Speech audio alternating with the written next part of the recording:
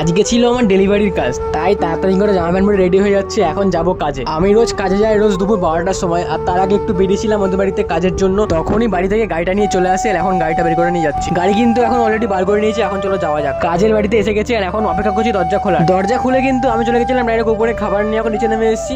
এখন কিন্তু গাড়িতে এগুলো লোড করবো, লোড করে নিয়ে আমি যাবো আমার উদ্দেশ্যে। তাই তাড়াতাড়ি করে হেলমেট পরে নিলাম। তারপর আমার ফোনটা নিতে ভুলে যাচ্ছিলাম, তো চলো ফোনটা নিয়ে যাওয়া যাক। আজকে খাবার ছিল মাত্র 3টে, একটা ভদ্রেশ্বর আর দুটো চন্দননগরে, মাত্র 3টে খাবার। গাড়িতে বসে ভিডিওটা কন্টিনিউ করে আমি রওনা দিলাম খাবার ডেলিভারি করার উদ্দেশ্যে। রোজের মতো আজকের গরমটা কিন্তু প্রচন্ড লেভেলের, আর আমি ভুলে থাকি যে পরে পরে একটা কারণ রোদ্রে যাতে গানা কালো হয়ে যায়। তারপর চলে আসলাম একটা গন্তব্যস্থল যেখানে আমি খাবার ডেলিভারি করবো। এখন আমি এখানে খাবার নিয়ে দাঁড়িয়ে রয়েছি, উপর থেকে ব্যাগটা ফেলবে, ব্যাগের মধ্যে খাবার দিয়ে আমি চলে যাবো আমার অন্য গন্তব্যে।